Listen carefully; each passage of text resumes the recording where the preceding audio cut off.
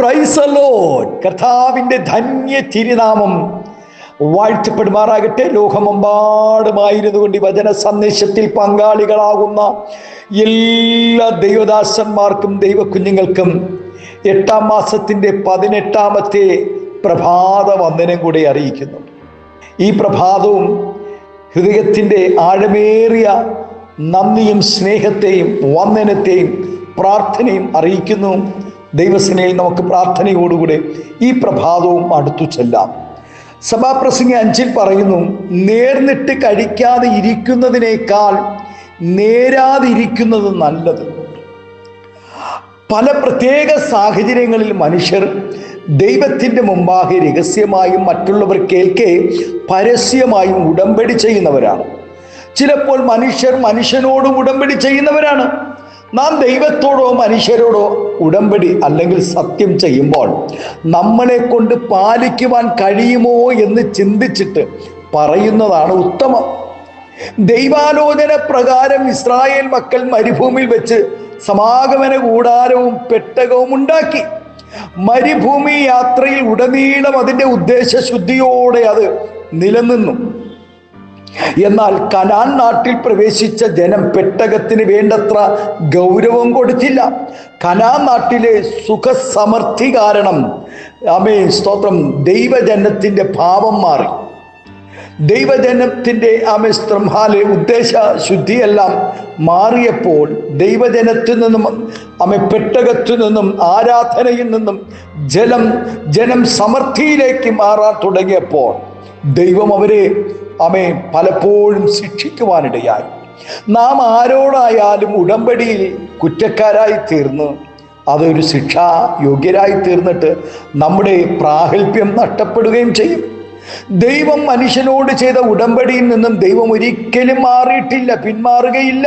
കാരണം ഭോഷ്ക് പറയുവാൻ ദൈവം മനുഷ്യനല്ല. ആകയാൽ പ്രിയ ദൈവ പൈതലേ, സത്യത്തിൽ നിലനിൽക്കുന്നവർക്ക് മാത്രമേ ദൈവസന്നിധി നിൽക്കുവാൻ യോഗ്യതയുള്ളൂ എന്ന് നാം തിരിച്ചറിയണം. ഇടപ്രഭുവായ ഹേരോദാവ് തൻ്റെ സഹോദരൻ്റെ ഭാര്യയെ തനിക്ക് ഭാര്യയായി എടുത്തു. അതുനിമിത്തം യോഹന്നാൻ സ്നാപകൻ അവനെ ശാസിച്ചു. അത് നിമിത്തം യോഹന്നാൻ തടവിലുമായി.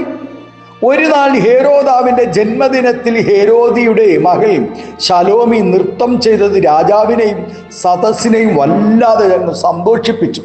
നൃത്തത്തിൽ തൃപ്തനായ രാജാവ് അവളുടെ ഏത് ആഗ്രഹവും സാധിച്ചു കൊടുക്കാമെന്ന് ബഹുമാന്യ സദസ്സിൻ്റെ മുമ്പിൽ അവളോട് സത്യം ചെയ്തു. എന്നാൽ അമ്മയുടെ നിർദ്ദേശപ്രകാരം അവൾ യോഹന്നാൻ സ്നാപകന്റെ തല ഒരു താലത്തിൽ ആവശ്യപ്പെട്ടു. രാജാവ് അതിദുഃഖിതനായെങ്കിലും സത്യത്തെയും വിരുന്നുകാരെയും വിചാരിച്ചു അവളോട് നിഷേധിപ്പാൻ മനസ്സില്ലാതെ രാജാവ് അകമ്പടിയെ അയച്ചു അവൻ്റെ തല കൊണ്ടുവരുവാൻ കൽപ്പിച്ചു. അവർ പോയി യോഹന്നാന്റെ തല ഛേദിച്ചു ഒരു തളികയിൽ കൊണ്ടുവന്നു കൊടുത്തു. മറ്റുള്ളവരോട് ചെയ്ത സത്യം കൃത്യമായി പാലിച്ചവനാണ് ദാവീദ് രാജാവ്. ദൈവജനം സത്യം മാത്രമേ പറയാവൂ. ഒരിക്കലും ആരോടും സത്യം മറച്ചു വെക്കരുത്. ചില സന്ദർഭങ്ങളിൽ യാതൊന്നും പറയാതെ മൗനമായിരിക്കുന്നത് നന്നായിരിക്കും. ദൈവം പറഞ്ഞിട്ടൊന്നുമല്ല യാക്കോബ് ബേഥേലിൽ ആലയം പണിയാമെന്നും ദൈവത്തിന് ദശാംശം കൊടുക്കാമെന്നും തീരുമാനിച്ചത്. എന്നാൽ കാലങ്ങൾ പലതും കടന്നുപോയപ്പോൾ യാക്കോബ് ആ സത്യത്തെക്കുറിച്ച് മറന്നുപോയി. താൻ ബേഥേലിലേക്ക് പോകാതെ മറ്റു വഴിക്ക് തിരിഞ്ഞപ്പോൾ ദൈവം യാക്കോബിനോട് അവൻ്റെ ഉടമ്പടിയെക്കുറിച്ച് ഓർപ്പിക്കുകയും യാക്കോബ് ദൈവത്തെ അനുസരിക്കുകയും ചെയ്തു. അത് തനിക്ക് അനുഗ്രഹത്തിന് കാരണമായി തീർന്നു. ആകയാൽ പ്രിയ ദൈവവേദിലെയും നഷ്ടം സഹിക്കേണ്ടി വന്നാലും ദൈവത്തോടും മനുഷ്യനോടും ചെയ്തിട്ടുള്ള സത്യം നിവർത്തിക്കാം. വചനം പറയുന്നു, നീ സത്യം വിൽക്കയല്ല വാങ്ങിയത്രേ വേണ്ടത്. ജ്ഞാനവും പ്രബോധനവും വിവേകവും അങ്ങനെ തന്നെ.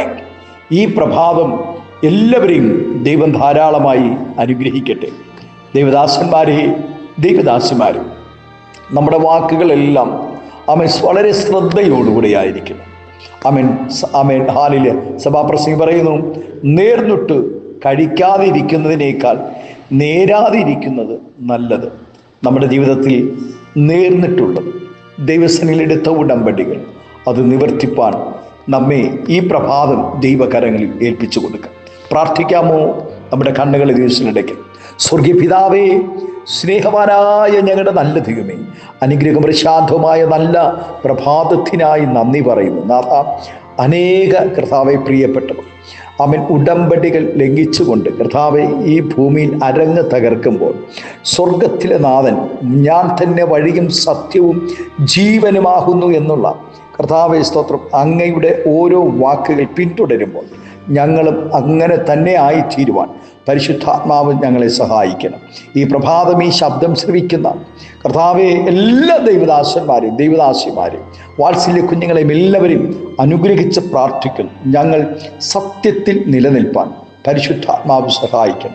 കൃപയിൽ മറയ്ക്കണം, മഹത്വമെടുക്കണം. യേശുവിൻ്റെ നാമത്തിൽ കൃപയോടെ പ്രാർത്ഥന കേൾക്കണമേ സ്വർഗീയ നല്ല പിതാവേ. Amen, amen. Thank you. God bless you. ദൈവം എല്ലാവരും ഈ പ്രഭാതം ധാരാളമായി അനുഗ്രഹിക്കട്ടെ. Thank U.